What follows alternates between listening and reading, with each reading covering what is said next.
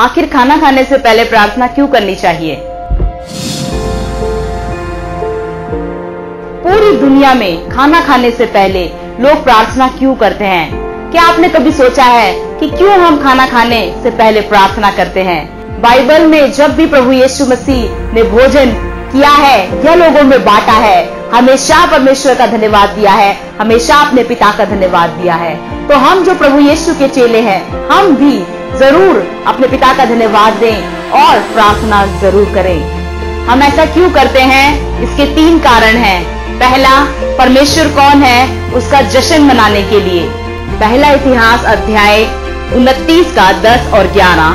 तब दाऊद ने सारी सभा के सन्मुख यहोवा का धन्यवाद किया और दाऊद ने कहा, हे यहोवा, हे हमारे मूल पुरुष इस्राएल के परमेश्वर, अनादिकाल से अनंत काल तक तू धन्य है।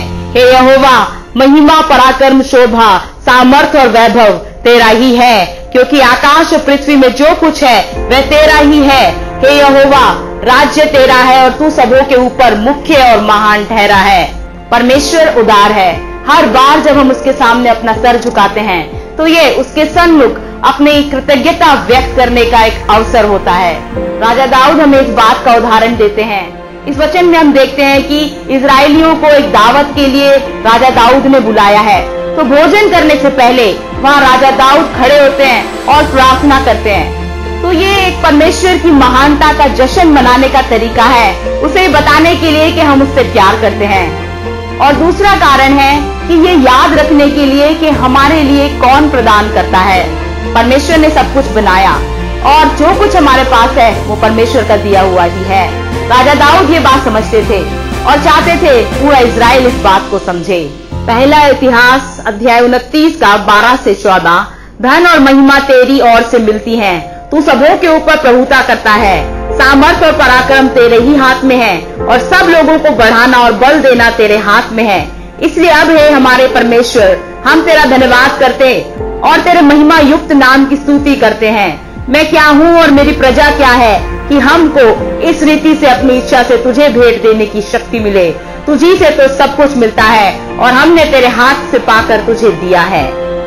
ये जो अवसर था वो इजराइल की दौलत का जश्न मनाने के लिए नहीं था, परंतु परमेश्वर की उदारता को मनाने के लिए था। और हम ये बात समझें कि जो भोजन हम कर रहे हैं, जिस घर में हम रहते हैं, वो परमेश्वर के प्यार का हमारे लिए तोहफा है और एकमात्र ही वही धन्यवाद के लायक है। जब हम ये बात समझते हैं तो परमेश्वर का धन्यवाद करना स्वाभाविक है। और तीसरा है हमारे दिल को पुनर्निर्देशित करने के लिए। जब हम ये मानते हैं कि परमेश्वर महान है और वही सब कुछ देता है, तो दाऊद ही कहता है कि प्रभु मेरी सहायता करें कि मैं आपकी वास्तविकता को ना भूलूं। पहला इतिहास अध्याय 29 का 17 और 18। हे मेरे परमेश्वर, मैं जानता हूँ कि तू मन को जांचता है और सिधाई से प्रसन्न रहता है। मैंने तो ये सब कुछ मन की सिधाई और अपनी इच्छा से दिया है और अब मैंने आनंद से देखा है कि तेरी प्रजा के लोग जो यहाँ उपस्थित हैं, वे अपनी इच्छा से तेरे लिए भेंट देते हैं।